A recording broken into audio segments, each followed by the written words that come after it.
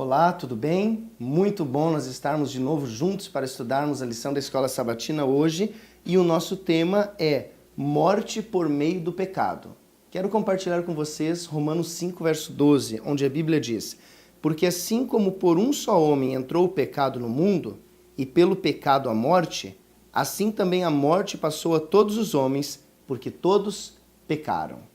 Esse texto, ele toca, sem dúvida nenhuma, na pior de todas as consequências do pecado, a morte.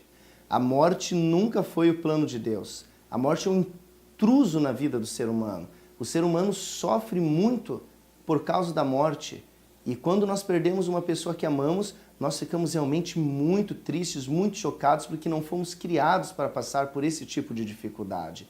Eu mesmo, na minha família, já passei muito por situações de morte. Quando criança, perdi meu pai, depois avós. É muito triste a realidade da morte. E esse texto nos diz que por causa de um só homem entrou a morte no mundo.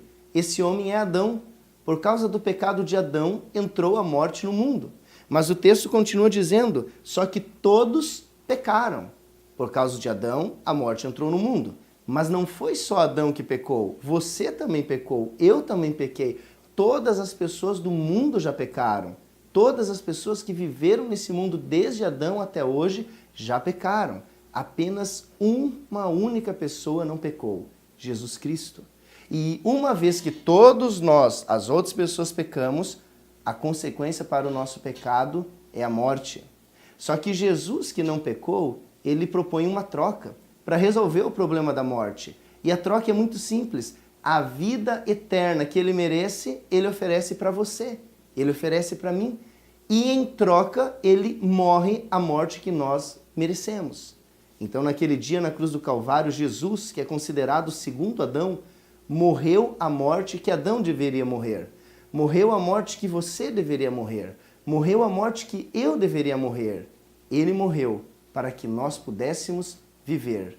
E a Bíblia, em Apocalipse, capítulo 1, verso 8, fala a respeito de Jesus dizendo: eu sou o primeiro e o último, aquele que vive. Estive morto, mas eis que estou vivo pelos séculos dos séculos e tenho as chaves da morte e do inferno. Jesus vive e viverá eternamente e nós viveremos junto com ele pela sua graça.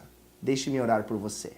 Querido Deus, muito obrigado porque o problema da morte foi resolvido na cruz do Calvário e será exterminado no dia que o Senhor voltar.